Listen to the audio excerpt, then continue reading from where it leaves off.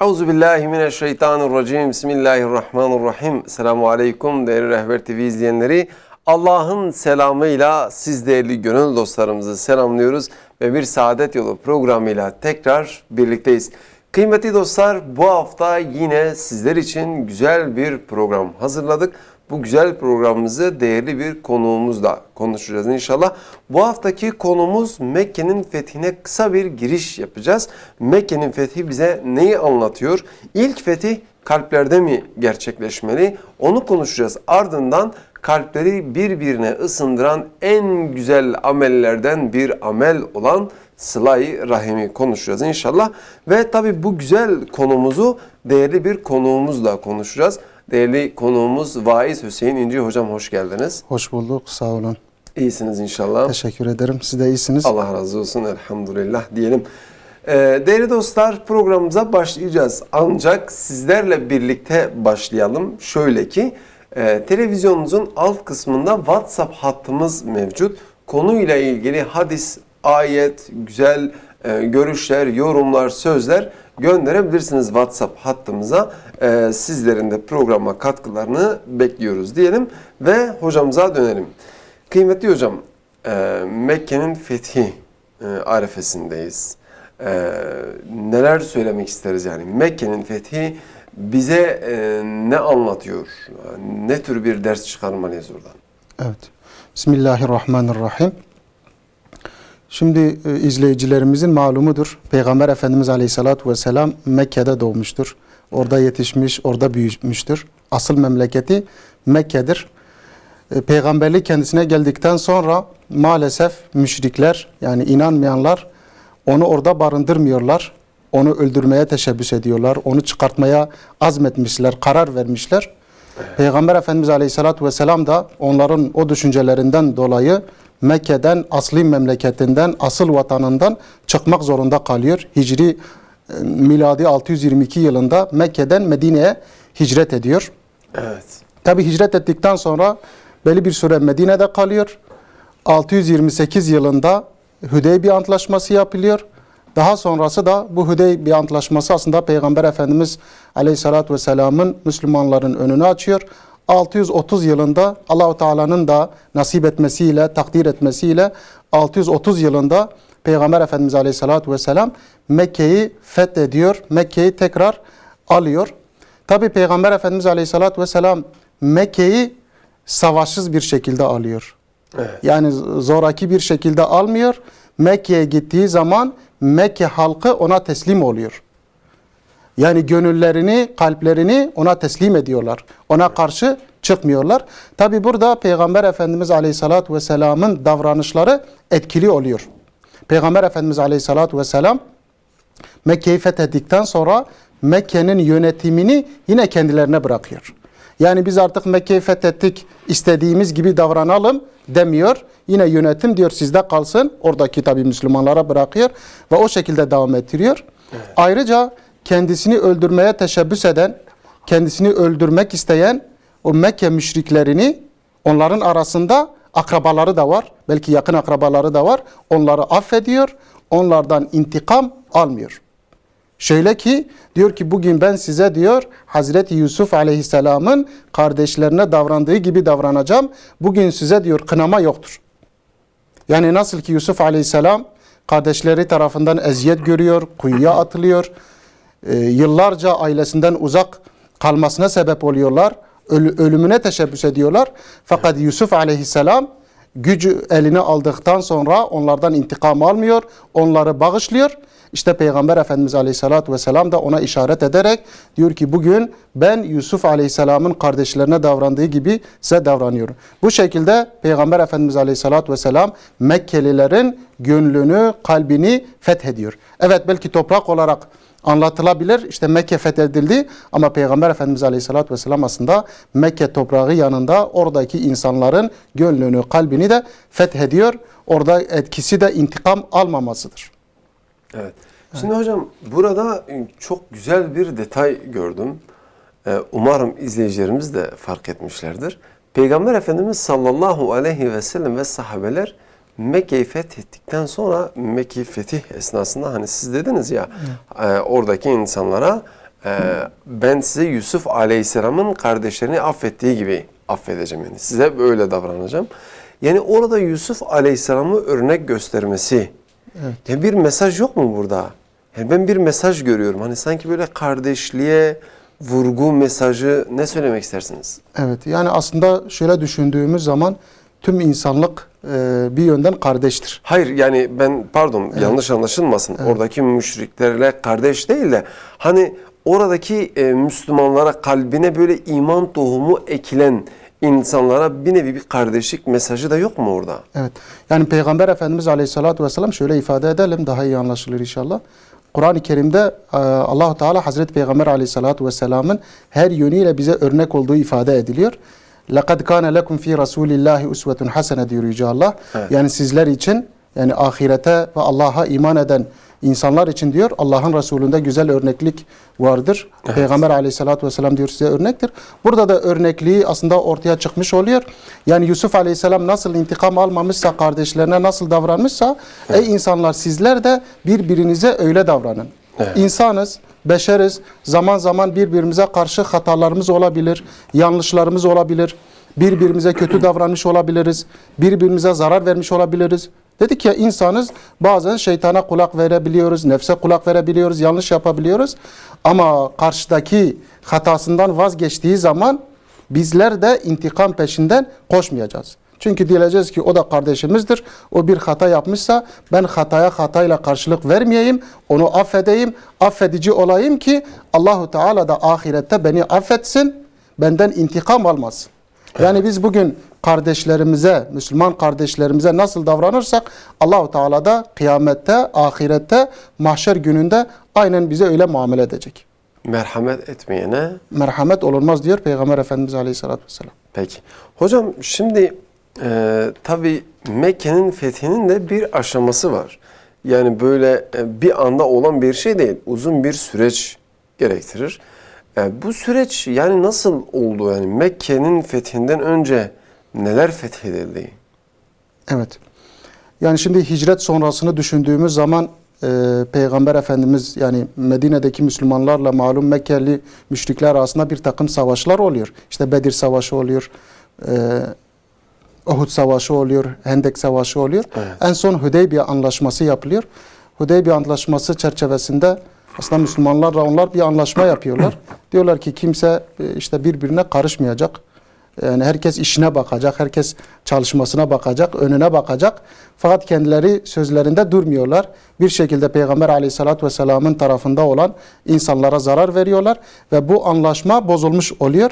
Peygamber Efendimiz Aleyhisselatü Vesselam da Mekke'yi fethetmeye gidiyor. Aslında başta da değindik. Peygamber Efendimiz Aleyhisselatü Vesselam Mekke'ye gidince zaten Mekke halkı hazır halde bekliyor. Sanki böyle bir kurtarıcının gelmesine hazır haldeler. Yani birisi gelse de bizi kurtarsa. Ki bu Peygamber Efendimiz Aleyhisselatü Vesselam olunca zaten itirazları olmuyor. Dedik ya, karşılık da vermiyorlar. Savaşsız bir şekilde Peygamber Efendimiz Aleyhisselatü Vesselam'a teslim oluyorlar. Demek ki Peygamber Efendimiz Aleyhisselatü Vesselam orayı fethetmeden önce onların gönüllerini kazanmış. Onlar onu seviyorlar. İkrar etmeseler de kimileri, bunu ifade etmese de Peygamber Efendimiz Aleyhisselatü Vesselam'ı seviyorlar. Yani Peygamber Aleyhisselam'ın sevgisi gönüllerinde yer etmiş. Ona güveniyorlar yani. Bu manada işte Peygamber Efendimiz Aleyhisselatü Vesselam aslında oraya gidince insanları hazır buluyor. Evet. Evet. Kıymetli hocam, şimdi Mekke'nin fethini konuştuk. Allah razı olsun. En azından bir giriş babında oldu. Şimdi hocam, kalpleri ısındıran, kalpleri birbirine ısındıran ameller, İslam'da çok güzel ameller var. Hediyeleşmek, komşu ziyareti, aile ziyareti, sıla-i rahim. Şimdi sıla-i rahim çok önemli bir kavram. Maalesef bugün biz Müslümanların ciddi manada ihmal ettiği bir konu. Sıla-i rahimin İslam'daki yeri ve öneminden biraz bahseder misiniz? Evet. Aslında sıla-i rahim deyince Arapça bir kavram olduğu için kimi izleyicilerimiz belki anlamını bilmeyebilir. Evet. Sıla-i rahim demek yani akraba hukukuna riayet etmek demektir. Rahimden kasıt burada akrabalardır. Sıla da o ilişkiyi sağlamaktır. Evet. Yani insani olsun, ahlaki olsun, sosyal olsun, akrabalara karşı hukuku yerine getirmeye sıla-i rahim deniliyor. Evet. Ve gerek Kur'an-ı Kerim'de gerekse de Peygamber Efendimiz Aleyhisselatü Vesselam'ın hadislerinde bu kavram geçiyor. Yani Allah-u Teala da akrabalık hukukuna riayet etmemizi emrediyor. Peygamber Efendimiz Aleyhisselatü Vesselam da hadis-i şeriflerinde bu hususu emrediyor. Onunla ilgili bir takım tavsiyelerde bulunuyor. Evet. Öncelikle isterseniz Kur'an-ı Kerim'deki bazı ayetlere bakalım. Allah-u Teala neleri emrediyor? Buyurun. İlk olarak Nisa suresi 1. ayeti kerimesinde Allah-u Teala şöyle buyuruyor. وَاتَّقُوا تَسَاءَلُونَ bihi vel arham diyor. Evet. Kendisi adıyla kendisini aracı edip birbirinizden bir şeyler istediğiniz Allah'tan sakının. Allah'tan korkun. Yani Allah'ın emirlerine karşı gelmekten sakının. Vel arham, bir de akrabalık ilişkilerini koparmaktan, kesmekten sakının.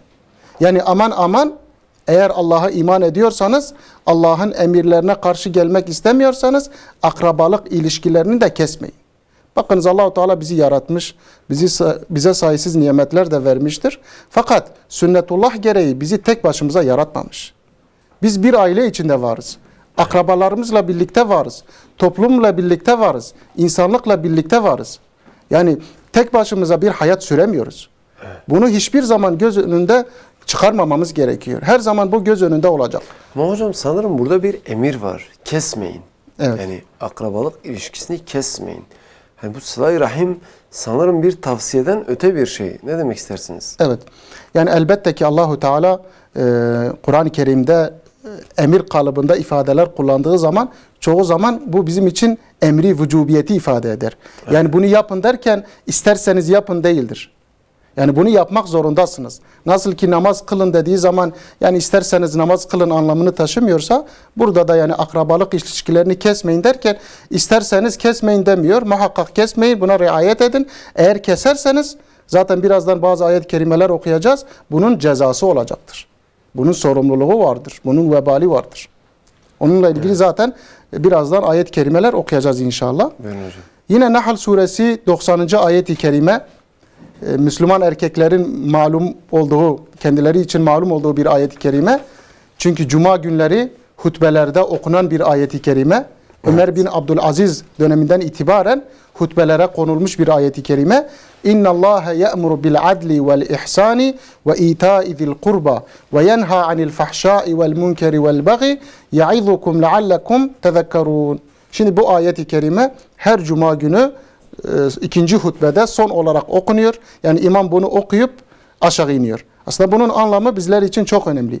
Yani bu ayet-i kerime veciz bir şekilde, kısa bir şekilde geliyor ama birçok hakikati bizlere ifade ediyor. Hocam önemli olmasaydı bu konu her cuma günü bu akraba ziyareti, akrabayı gözetme hatırlatılır mıydı? Aynen öyle. İşte yüzyıllardır ayet hutbelerde okunuyor. Herhalde okunmaya da devam edecektir. İşte bu ayette ne emrediliyor? Onun içeriğini inşallah aktaralım. İnna Allaha ye'muru bil adli. İlk olarak Allah-u Teala diyor, adaleti emreder. Adalet nedir? Adalet her hak sahibine hakkını vermektir. Evet. Yani basit bir kelime, belki iki kelimeyle ifade ettik ama yerine getirilmesi de gayet zor bir şeydir. Çoğu zaman da yerine getirilmiyor. Hele hele kişinin aleyhine bir şey olduğu zaman, çevresinin, akrabalarının aleyhine bir şey olduğu zaman çoğu zaman yerine getirilmeyen bir şeydir. Evet. Ama Allah-u Teala ısrarla emrediyor. İnna Allaha ye'muru bil adli. Allah adaletli olmayı emreder. Vel ihsani, iyilik yapmayı da emreder. Yani herkese iyilik yapmayı, canlılara, cansızlara, herkese iyilik yapmayı emreder. Bunun içerisinde aslında akraba da girer. Akraba da girer ama öneminden dolayı Allah-u Teala akrabayı ayrıca zikrediyor. Ve ita'i zil kurba. Akrabaya vermeyi, iyilik yapmayı da emreder. Dediğimiz gibi ihsan kavramının içerisine akraba da giriyor. Fakat buna rağmen Allah-u Teala iyilik yapın diyor, akrabaya iyilik yapın diyor. Onu ısrarla Allah-u Teala vurguluyor. Ve yenha anil fahşai vel münker. Allah bunları emrediyor ama şunlardan da nehyediyor. Şunları da yasaklıyor. Fahşa her türlü ahlaksızlıktır. Her türlü kötülüktür. İffete uymayan hareketlerdir. Vel münker her türlü kötülük. Allah-u Teala her türlü fuhşiyatı, kötülüğü yasaklar. Vel bagyi, bir de zulmü de, haksızlığı da yasaklar. يَعِظُكُمْ لَعَلَّكُمْ تَذَكَّرُونَ. İşte Allah böyle diyor, size öğüt verir, size nasihat eder, size hatırlatmada bulunur. Umulur ki öğüt alırsınız. Ders çıkarırsınız, ibret alırsınız. İşte veciz bir şekilde Allah-u Teala bu ayet-i kerimede birçok hakikati bize hatırlatıyor ve bizim konumuzla ilgili olan kısım da akrabaya iyilik etmek, akrabaya yardımda bulunmaktır. Kıymetli hocam, şimdi ayetlere belki devam edeceğiz ama şimdi ben bir hadis okudum geçen, siz daha iyi bilirsiniz. Evet. Diyor ki akraba ziyaretleri, akraba bağını kesenin duası kabul olmaz. Evet. Böyle bir hadis gördüm. Yani ne demek hocam, yani bu kadar önemli mi? Yani ben akraba bağını kesersem ettiğim dualar kabul olmayacak. Evet. Yani bu kadar mı önemli? Evet, hadis-i şerifte şöyle bir rivayet de var. Zaten aktaracağız inşallah. Peygamber Efendimiz Aleyhisselatü Vesselam diyor, bir kavimde, bir toplulukta akrabalık ilişkilerine riayet etmeyen kimseler varsa Allah diyor o kavme rahmetiyle nazil olmaz. Yani rahmetini indirmez. Onları rahmetinden uzak tutar. Şimdi kimisi akrabalık hukukuna riayet etmediği için Allah'ın rahmetinden uzaklaşmış oluyor. Kimisi de onları uyarmadığı için, emri bil ma'ruf ve nehyanil münker yapmadığı için Allah'ın rahmetinden uzaklaşmış oluyor. Kişi Allah'ın rahmetinden uzaklaşınca elbette ki duası da kabul olmaz. Başta da ifade ettik ya, her zaman bileceğiz ki biz tek başımıza değiliz. Yani dinimizi yaşamakta da tek başına değiliz. Ne kadar iyi olursak olalım, eğer çevremizle barışık değilsek, iyi değilsek, iyilik yapamıyorsak iyi değiliz. Aslında şöyle bir ayrıma da gidelim. İyi olmak ayrıdır. Bir de iyilik yapmak ayrıdır. Yani kimisi belki ibadetini yapar, yasaklardan kaçınır, iyi olur. Ama bu yeterli değildir. Bununla beraber muhsin olması gerekiyor. Yani etrafına da o iyiliği serpmesi gerekiyor. O etrafına da o iyiliği ulaştırması gerekiyor. O zaman insan kamil olur. Yani kemale ermek istiyorsa iyi olmakla beraber iyilik yapmayı da bilmesi gerekiyor.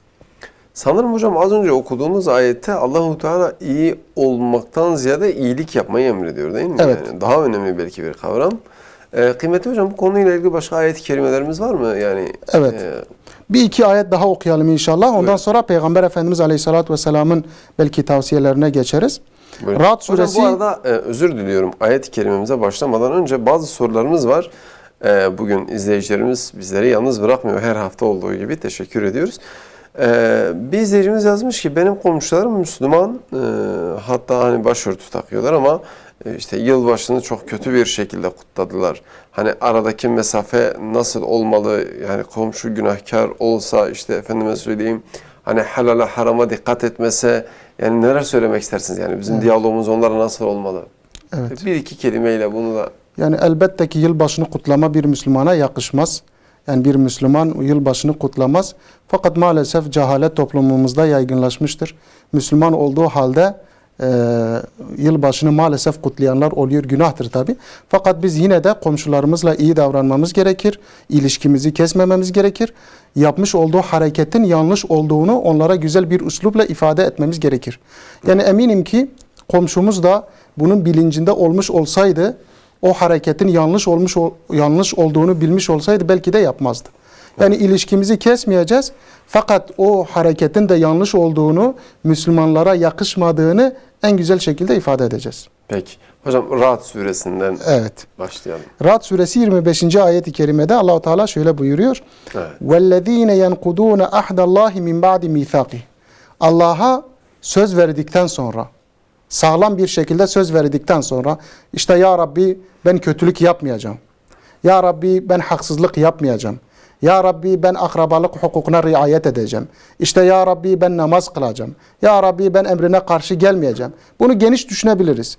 Yani sağlam bir şekilde Allahu Teala'ya söz verdikten sonra sözlerini bozanlar ve yekta'un ma emara Allahu bihi en yusal, ve Allah'ın kesmememizi istediği, devam ettirmemizi istediği o ilişkiyi, o akrabalık ilişkisini kesenler ve yufsidune fil ard, ve yeryüzünde bozgunculuk yapanlar. Yani yeryüzünde bozgunculuk yapmak demek Allah'ın emirlerine karşı gelmek demektir. Fuhşiyatın, kötülüğün yeryüzünde yayılmasını istemektir. İşte böyle yapanlar diyor Dikkat ediniz. Ulaike lehumul lanetu ve lehum su'uddar diyor. Sadakallahu lazım. Evet, yani onlara diyor lanet var. Ne demek lanet? Yani Allah'ın rahmetinden uzaklaşırlar. Yani lanetin anlamı budur. Bazen kullanırız ama ne demek istediğini de pek anlamayız lanet kelimesinin. Aslında Allah'ın laneti demek yani Allah'ın bizi rahmetinden uzak tutması demektir. Rahmet yoksa Lanet vardır. Lanet vardır. Yani cennet yoktur, cehennem vardır Allah muhafaza. Evet. Ve onlar için diyor kötü yurt vardır. Yani dünyaları da iyi geçmez, ahiretleri de iyi geçmez. Bakın hadis-i şerifte de okuyacağız. Akrabalık ilişkilerini kesen insanların dünyada da azap göreceği, dünyada da zorluk, sıkıntı çekeceği hadis-i şerifte ifade ediliyor. Yani hocam akraba ziyaretini kesen birinin cezası sadece ahirete değil. Dünyada da bir takım sıkıntılar yaşıyor. Yaşayacak, aynı muameleyi kendisi de görecektir. Yani kendisi akrabalarına nasıl davranmışsa, nasıl muamele etmişse, kendisinden sonra gelecek küçükler de ona o şekilde davranacaktır. Evet. Onun için Allah-u Teala diyor ki ona kötü yurt vardır. Belki ayet-i kerimede ahiret kastediliyor ama hadis-i şerife baktığımız zaman akrabalık ilişkileri kesen insanların dünyada da sıkıntı göreceği ifade ediliyor. Evet. Yani son olarak akrabalıkla ilgili ayet-i kerimede Allah-u Teala Peygamber Efendimiz'e diyor ki وَاَنْذِرْ عَشِيرَتَكَ الْاَقْرَبِينَ. Yani peygamberliği tebliğ ederken, insanlara dini anlatırken, İslami emirleri anlatırken Allah-u Teala başta diyor ki yakın akrabalarını uyar diyor. Hatta bu ayet-i kerime Peygamber Efendimiz Aleyhisselatü Vesselam'ın peygamberliğinin ilk yıllarında nazil oluyor. Evet. Yani Allah-u Teala'nın ilk emrettiği şeylerden birisi de budur. Yakın akrabanı uyar. Çünkü akraba kişi onlara karşı rahattır. Her istediğini söyleyebilir. Kişinin nazı geçer. Evet. Ya kabul ederler ya etmezler ama kişi rahat bir şekilde onlarla konuşabilir. Allah'ın emirlerini tebliğ edebilir. Yani buna benzer birçok ayet-i kerime var. Biz bunlarla yetinelim inşallah. İnşallah. Evet. Kıymetli hocam dilerseniz bir hadise geçmeden önce yani Sıla-i Rahim'in önemiyle ilgili hadise geçmeden önce bir soruyla devam edelim. Buyurun. Şimdi Sıla-i Rahim'in aile hayatına ne gibi etkileri olur sizce? Yani Sıla-i Rahim yapan bir insanın aile hayatında bir değişiklik olur mu? Evet. Yani sıla-i rahime riayet etmek ailede saadete, mutluluğa inşallah vesile olur. Evet. Yani günümüzde maalesef ailelerde problemler var, ciddi problemler var. Boşanmalar artıyor, sıkıntılar artıyor, kavgalar artıyor. İnsanlar birbirinden uzaklaşıyor. Birbirine selam vermez hale gelmiş. Hepimiz malum bundan şikayetçiyiz. Yani birçoğumuz bu konu açılırken bunları ifade eder. İnsanların artık eskisi gibi birbirini ziyaret etmediğini, birbirine selam vermediğini, hal hatır sormadığını ifade eder. Burada bize düşen aslında bir adım atmaktır. Bizim bunu başlatan taraf olmamızdır. Yani eğer akrabamız bizi sormuyorsa biz soralım. Eğer telefonu açmıyorsa biz açalım. Bu şekilde Allah'ın izniyle ailemize de mutluluk gelecek. Ailemize de saadet gelecek. Sıkıntılar bir nebze de olsa azalacak. Çünkü aslında bunu Kur'an-ı Kerim'de de buluyoruz. Mesela erkekle kadın arasında bir problem olduğu zaman Allah-u Teala hakem olarak diyor ki her iki tarafın da akrabası devreye girsin. Yani iki eş arasında problem çıktı. Anlaşamadılar. O zaman çarelerden birisi de, çözümlerden birisi de deniliyor ki iki tarafın akrabası devreye girsin. Dolayısıyla akraba ziyaretleri, akrabalar arasındaki ilişkiler inşallah ailedeki saadete de vesile olur. Evet. Peki hocam dilerseniz konuyla ilgili hadis-i şeriflerimize bakabiliriz. Bukhari ve Müslim'in rivayet ettiği bir hadis-i şerifte Peygamber Efendimiz Aleyhisselatü Vesselam şöyle buyuruyor. Men sarrahu en yubsete lehu fi rizqihi ve en yunse'e lehu fi eserihi fel yasil rahimahu.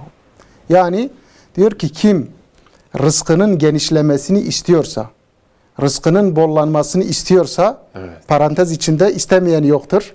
Evet. Ve ömrünün de uzun olmasını istiyorsa o zaman akrabalık ilişkilerine riayet etsin diyor. Şimdi burada şu soru akla gelebilir. Yani Allah-u Teala zaten ecellerimizi, ömrümüzü takdir etmiş. Herkesin belli ömrü var. Yine rızık da takdir edilmiş. Rızık nasıl çoğalacak veyahut ömür nasıl uzayacak? Evet. Akla takılabilir. Alimlerimiz şöyle diyor, şöyle yorumluyor. Aslında burada ömrün uzamasından kasıt ömrün bereketli hale gelmesidir. Evet. Faydalı bir şekilde geçirilmesidir. Nitekim kimi alimlerimiz belki 40 yaşında, 50 yaşında vefat etmiştir. Ama hayatları bereketli geçmiştir. Öyle kitaplar yazmışlar, öyle eserler bırakmışlar ki kıyamete kadar o kitaplardan istifade ediliyor. İmam Nevevi mesela. İmam Nevevi gibi. 45 yaşında vefat etmiş ama bugün Evet. İslam alemi ondan istifade ediyor. Kimisi de belki 1000 sene yaşamıştır ama ömrü başıboş geçmiştir. Onun için burada hadis-i şerifte ömürleri uzasın öyle yorumlamışlar. Yani ömür bereketli hale gelsin. Yine rızık da öyle. Evet, Allah-u Teala'nın bize takdir rızık ettiği rızık bellidir ama bereketli olması çok daha farklıdır. Kimi insanlar var ki çok asgari düzeyde belki ücret alır, çalışır, geliri çok asgari düzeydedir ama kimseye de muhtaç olmaz.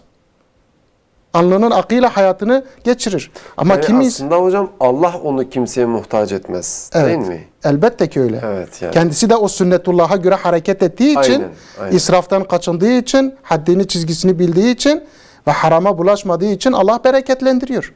Ama kimisi de çok daha fazla ücret alıyor ama sürekli hayatı sefildir. Perişan bir şekilde geçirir. İşte burada önemli olan o rızkın bereketli olmasıdır. Çok olması değildir. Ömrün de çok olması değil, ömrün bereketli hale gelmesidir. İşte bu hadis-i şerifte Peygamber Efendimiz Aleyhisselatü Vesselam o bereketi de akraba hukukuna, akraba ilişkisine riayet etmeye bağlıyor. Evet. Yine Bukhari'nin rivayet ettiği bir hadis-i şerifte Peygamber Efendimiz Aleyhisselatü Vesselam diyor ki La yedhulul cennete kati'u rahimin. Akrabalık ilişkilerini kesen, yani benim akrabam yoktur deyip tamamen ilişkisini koparan, Allah'ın bunca uyarılarına rağmen, Peygamber Efendimiz Aleyhisselatü Vesselam'ın bunca emirlerine rağmen yine bunları takmayıp bu şekilde devam ederse o insan diyor cennete girmez. Evet. Çünkü seni yaratan Allah diyor ki riayet et. Senin peygamberin diyor ki riayet et. Ama sen riayet etmediğin zaman diyor o insan cennete giremez. Evet. Şöyle de yorumlanabilir. Cennete giremez derken azabını çekmeden cennete giremez. Mümin olursa elbet sonsuz cehennem mümin için yoktur. Azabını çeker, sorumluluğu ne kadarsa cehennemde kalır, sonra cennete gider. Ama eğer inat ederse Allah'ın emrine karşı, Peygamber Efendimiz Aleyhisselatü Vesselam'ın emrine karşı, işte bu hadis-i şerifte Peygamber Efendimiz diyor ki cennete giremez. Sizin de az önce bahsettiğiniz hadise bir benzer hadis. İnner rahmete la tenzilu ala kavmin fihim kati'u rahmin. Bir toplulukta diyor eğer akrabalık ilişkisine riayet etmeyen insanlar varsa Allah'ın rahmeti, bereketi o topluluğa inmezdi. Çünkü kimisi o hakka riayet etmiyor, kimisi de onları uyarmıyor. Yani hocam bugün belki yağmurun yağmaması, kuraklığın olması, evet, yani böyle maddi sıkıntıların çekilmesinin sebeplerinden belki en önemlisi de akraba ilişkilerin koparılması olabilir mi acaba? Elbette ki olabilir. Yani Peygamber Efendimiz Aleyhisselatü Vesselam buna bağlamışsa onun sözleri gelişi güzel söylenmemiştir. Ama hocam neden yani böyle başımıza bir musibet gelince neden yani böyle suçu kendimizde aramıyoruz? Yani bu tür güzel hasletleri terk etme işimize aramıyoruz. Yani acaba ibret yetimizi mi kaybediyoruz? Evet, yani maalesef musibetlerden ibret ders çıkaramıyoruz. Peygamber Efendimiz Aleyhisselatü Vesselam aslında bir hadis-i şerifte diyor ölümü çokça anın. Yani ölüm lezzetleri yok eden ölümü çokça anın diyor. Yine kişiye nasihat olarak ölüm yeter diyor. Bununla beraber her gün mesela ölüm haberleriyle karşılaşıyoruz. İşte falan yerde şu kadar insan öldü, falan yerde şu kaza oldu, falan yerde şu musibet oldu. Hatta etrafımızda da mesela ölüm haberleriyle karşılaşırız. Fakat hiç de etkilenmeyiz. Bu da biraz kalbin günahlarla katılaşmasından dolayıdır. Yani kalp günah işledikçe paslanıyor. Paslandıkça da artık bu tür şeylerden maalesef etkilenmiyor. Nasıl ki Allah-u Teala Kur'an-ı Kerim'de kafirlerin kalbinin mühürlendiğini ifade ediyor. Ondaki amaç şudur aslında. Yani kafirin kalbi niye mühürlenir? Ya da mühürlenmesinin anlamı nedir? Ona hakikat söylenir ama o hakikati kabul etmez. Yani müminler için de şöyle düşünebiliriz. O kalp katılaşıyor ve hiçbir şeyden etkilenmez hale geliyor. Mesela normalde bir Müslüman bir kötülük gördüğü zaman rahatsız olması gerekir. Diyelim ki bir içki sahnesini gördüğü zaman rahatsız olması gerekir. İşte açıkça Allah'ın emri çiğneniyor diye rahatsız olması lazım. Ama öyle olmuş ki biz o sahneyi gördüğümüz zaman artık etkilenmiyoruz. Evet. Doğal gelmiş. Televizyonlarda, medyada öyle karşılaşıyoruz ki sıradan geliyor. İşte aslında bu musibetlerde de o duruma maalesef gelmişiz. Biraz da katılaşmışız. Günahlarımız sebebiyle etkilenmiyoruz. Diğer bir hususça kanaatimce biraz da bunu ifade etmekten çekiniyoruz. Yani diğer topluluklara karşı, gayrimüslimlere karşı bunu cesaretli bir şekilde ifade edemiyoruz. Yani bir musibet olduğu zaman onlar dünyalık sebeplere bağlar. Biz ahirete bağlamaya da dini hususlara bağlamaktan çekiniyoruz. Mesela yağmur konusundan bahsettiniz. Normalde yağmur yağmadığı zaman Müslümanların yağmur duasına çıkması gerekiyor. İstiğfar etmesi gerekiyor. Pişman olması gerekiyor. Ciddi bir şekilde toplum olarak, halk olarak istiğfar edip Allah'tan yağmur istemesi gerekiyor. Biz onu bile yapmaktan çekinir hale gelmişiz. Yani sanki bizim günahlarımızdan değil, yani yaptığımız hatalardan değil de hani Allah-u Teala göndermiyordur, bir bildiği vardır gibi. Yani kendimizden o yükü atıyoruz. Evet. Yani bende bir sorun yok, bir problem yok. Herhalde Allah-u Teala göndermiyorsa onun bildiği bir şey var ve biz de onu bilmiyoruz maalesef. Bu sıkıntılarla maalesef karşı karşıyayız. Bu arada izleyici kardeşlerimiz mesaj gönderiyorlar. Şöyle bir hatırlatmada bulunalım. Kıymetli dostlar, programımız bir fıkıh programı değil, sıla-i rahimi konuşuyoruz. Bu anlamda göndermiş olduğunuz hadisler, ayetler ve güzel yorumlar, görüşler olursa okuruz. Bazı kardeşlerimiz fıkhi sorular göndermişler. Fıkhi sorular Molla Enver hocamızın ve Molla Abdülkudüs hocamızın programlarına göndermeniz daha hayırlı olur diyelim. Kıymetli hocam, devam edelim isterseniz sıradaki hadisimizde. Evet, yine Buhari'nin rivayet ettiği bir hadiste Peygamber Efendimiz Aleyhisselatü Vesselam şöyle buyuruyor. Men kâne yu'minu billahi vel yevmil âhiri fel yukrim dayfehu. Allah'a ve ahiret gününe iman eden misafirine ikramda bulunsun diyor. Ve men kâne yu'minu billahi vel yevmil âhir fel yasil rahimehu. Allah'a ve ahiret gününe iman eden akrabalık hukukuna riayet etsin. Ve men kâne yu'minu billahi vel yevmil âhiri fel yakul hayran ev liyasmut. Yine Allah'a ve ahiret gününe iman eden insan ya hayır konuşsun, hayır söylesin ya da sussun diyor. Yani burada Peygamber Efendimiz Aleyhisselatü Vesselam farklı bir üslup kullanmış. Allah'a ve ahiret gününe iman ediyorsanız bunları yerine getirin. Aslında bizim ölçümüz de budur. Allah inancı ve ahiret inancı. Eğer bu inançlar olmasaydı belki toplumda kötülükler çok daha fazla olacaktı. Yani bugün var olan kötülüklerin çok daha ötesi olacaktı. İnsanlar çok daha zalim olacaktı. Çok daha kötü olabilecekti. Ama Allah inancı ve hesap inancı, o mahşer inancı, ahiret inancı bizi kontrol ediyor. Yanlış yapmamızdan bizi durduruyor. Diğer taraftan da iyilik yapmamızı, güzellikler yapmamızı bize teşvik ediyor. Şimdi insan oğlu eğer karşılığını göreceğini düşünmese belki de iyilik yapmaz. İnsanın yaratılışı bunun üzerinedir. Fıtratı bunun üzerinedir. Onun için sürekli olarak Allah-u Teala diyor ki böyle yaparsanız sizin için bir şeyler vardır yani. Evet. Karşılığını vereceğini zaten vaat ediyor. İşte bu hadiste de Peygamber Efendimiz Aleyhisselatü Vesselam eğer iman varsa misafirinize ikram edin diyor.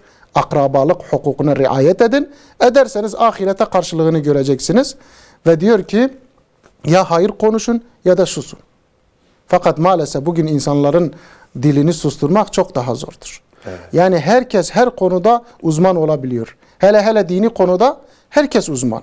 Namaz kılmıyor ama alimdir yani. Kalbi maşallah temiz oluyor. Evet. Yani dini konuda yorum yapmaktan da çekinmiyor. Evet. Şimdi Müslüman olarak biz bileceğiz ki azalarımızın yaptıklarından sorumluyuz. Dilimizin konuştuklarından sorumluyuz. Eğer hayır olacağını, faydalı olacağını biliyorsak konuşuruz, tebliğ ederiz, bir şeyler anlatırız. Ama yok, faydalı olacağını düşünmüyorsak dilimizi korumamız gerekiyor. Çünkü bilmemiz gerekiyor ki ağzımızdan çıkan her sözün, her kelimenin hesabı vardır. Hesabı muhakkak sorulacaktır yani. Evet. Hocam bir diğer hadise geçmeden bir soru var. Kıymetli bir izleyicimiz göndermişler. Selamünaleyküm demişler. Aleykümselam ve rahmetullah. Benim konuyla ilgili bir sorum olacak hocama demiş. Hocam akraba ziyaretinden bahsediyor. Bizim diyor miras paylaşımı olduğu zaman akrabalarım beni mirastan red ettiler. Ben de selamı sabaha kestim onlarla. Yani benim miras hakkım olmasına rağmen bana miras vermediler. Dediler ki senin mirastan hiçbir hakkın yok deyip reddettiler beni. Ben de bu haksızlığa karşı, bu zulme karşı onlarla ilişkimi kestim. Selamı sabaha kestim. Bu doğru mu diyor? Hani bunun bir günahı var mı? Evet.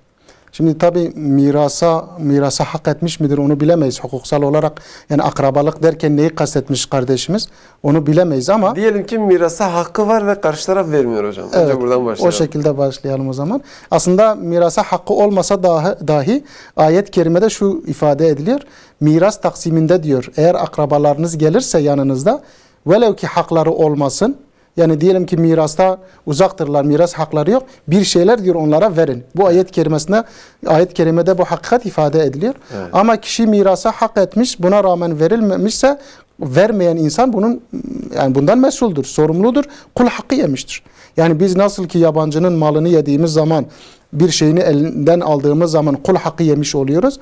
Miras konusunda da mirasta payı olan insanın payını vermemek kul hakkıdır. Bunu yapan insan sorumludur. Hocam Fakat özür diliyorum. İzleyici göndermiş. Diyor ki ben bayan olduğum için bana dediler senin hiçbir hakkın yok. Bana vermediler. Yani. Evet. Hani açıklama evet, yaptı. bayanın da elbette ki hakkı vardır. Evet. Evet, miktarlar belki farklı olabilir ama dinimizde de bayanın miras hakkı vardır. Fakat maalesef kimileri bayanlara vermiyor. Bu yanlıştır. Bu kul hakkıdır. Bunu istiyorsa ve karşıdaki de vermiyorsa bunun vebali vardır. Peki biz bundan dolayı küsmeli miyiz? Tavsiye etmiyoruz. Elbette ki zor bir şeydir. İşte küsmeyin demek rahattır. Gönül kırılıyor, rahatsız oluyor. Belli bir süre sonra tavsiyemiz barışmasıdır. O maldan dolayı ebediyen o küslüğü devam ettirmemesidir. Fakat karşı taraf da bilmelidir ki bu bir kul hakkıdır. Evet, peki. Evet. Kıymetli hocam bir diğer hadisimizle devam edebiliriz. Evet, yine Bukhari ve Müslim'in rivayet ettiği bir hadis-i şerifte aslında tam da sorumuzla ilgili bir hadis-i şeriftir. Dikkatlice dinlersek diyor ki Ebu Hureyre'den rivayet ediliyor. Bir adam Peygamber Efendimiz Aleyhisselatü Vesselam'a soruyor. Ya Resulallah diyor. İnne li karabeten asiluhum ve yakta'uni. Diyor ki benim akrabalarım var. Ben elimden geleni yapıyorum. İlişkimi sürdürüyorum. Gerekli yardımlarımı yapıyorum. Yani elimden ne geliyorsa onu yapmaya çalışıyorum. Evet. Fakat buna rağmen akrabalarım diyor buna riayet etmiyor. Bana yardımcı olmuyor. İlişkisini sürdürmüyor. Ve ahsinu ileyhim ve yusiune ileyye. Ben diyor onlara iyilik yapıyorum. Onlar bana kötülük yapıyorlar diyor. Evet. Ve ahlumu anhum. Ben onlardan gelen kötülüklere sabrediyorum. Yanlışları oluyor, hataları oluyor, kusurları oluyor. Ben hep halim davranıyorum. Sabırlı oluyorum. Alttan alıyorum. Evet. Ve yeçhelune aleyye. Ama onlar diyor bana cahilce davranıyorlar. İşte hakkımı yiyorlar, bana kötülük yapıyorlar, kötü söz söylüyorlar. Evet. Ne yapmam gerekir? Bana neyi tavsiye edersin? Bakınız Peygamber Efendimiz Aleyhisselatü Vesselam ne cevap veriyor? Le in kuntel kema kulte diyor eğer sen dediğin gibi isen yani tüm iyiliklerine rağmen onlar sana kötülükle mukabelede bulunuyorlarsa fekennema tusiffuhumul melle diyor. Sanki sen diyor onların yüzüne kül atmışsındır. Yani onları mahcup etmişsindir. Sen elinden geleni yapmışsındır. Mahcup olması gereken, utanması gereken onlardır diyor. Yani sen yaptığın iyilikleri kesme, sen iyiliklerine devam et diyor. وَلَا يَزَالُ مَعَكَ مِنَ اللّٰهِ زَهِيرٌ عَلَيْهِمْ مَا دُمْتَ فِي ذَٰلِكَ. Sen bu şekilde devam ettiğin sürece, iyiliklerini kesmediğin sürece Allah diyor sana yardım etmekten vazgeçmek, sürekli olarak Allah diyor sana yardım eder. Evet. Aslında bu hadis-i şerif önümüzü aydınlatan bir hadistir. Bu biz de kendimize göre ibret, ders çıkarabiliriz. Birçok kişi aslında bu şikayeti yapıyor. İşte ben elimden geleni yapıyorum, karşıdakiler yapmıyor. İşte Peygamber Efendimiz Aleyhisselatü Vesselam bu hadiste o güzel hasletlere devam etmemizi emrediyor, tavsiye ediyor. Evet.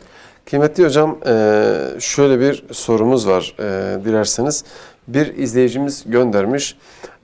Akrabalarım bana selam vermek istemiyor. Hani ben İslami kimliğimden dolayı, işte dindar olduğumdan dolayı bana böyle hani gerici gözüyle bakıyorlar.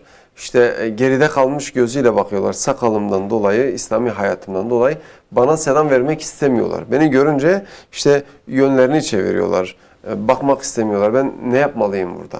Evet. Başka bir şey. Şimdi biz burada tabii akrabalık hukukuna riayet edelim derken dinimizden de taviz verelim hususuna da riayet etmemiz gerekiyor. Yani evet akrabalık hukukuna riayet ederim ama dinimizden de taviz vermeyelim. Çünkü dinimizde Allah'a isyan konusunda denilir ki mahluka, insanlara itaat yoktur.